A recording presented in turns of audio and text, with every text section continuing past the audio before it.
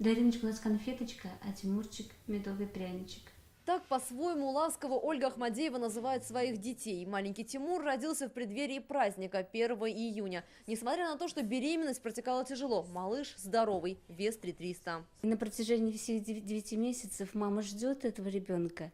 И когда он появляется, счастье, волнение, радость, других чувств не испытываешь в этот момент. В свои 41 Ольга стала молодой счастливой мамой. Но это, как отмечает роженица, благодаря совместной работе как врачей, так и будущих родителей. Поэтому самое важное – вовремя стать на учет. Собственный ребенок внутри тебя, бьется сердечко. Второе. Это сложно передать, это надо почувствовать. Своевременный учет до 12 недель беременности. Именно в этот срок формируется организм ребенка. Именно в это время делают пренатальный скрининг, чтобы выявить риски по возможным заболеваниям. Учитывая, что возраст беременной женщины растет, сейчас стала нормой беременность после 40 лет, патология новорожденных также увеличивается.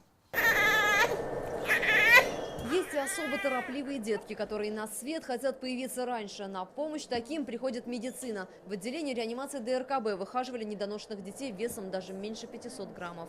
Вчера мы начали самостоятельно дышать.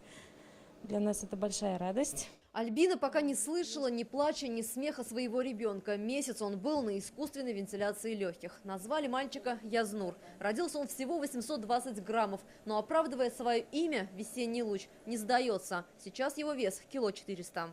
Он проявляет активность, улыбается. Самое главное для нас не только то, чтобы ребенок остался жив, а чтобы была минимальная инвалидизация или хотелось бы, чтобы ее совсем не было. Поэтому здесь курируют не только детей, но и обучают родителей. И при правильном подходе ребенок вырастет здоровым. Пример тому жизнерадостный мальчик, который сейчас задорно бегает по коридорам, хотя и родился раньше срока.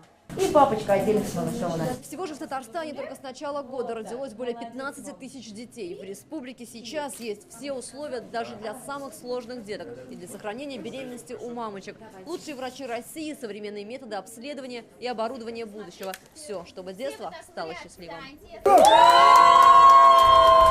Светлянова, Андрей Сентальцев, ТНВ, Казань.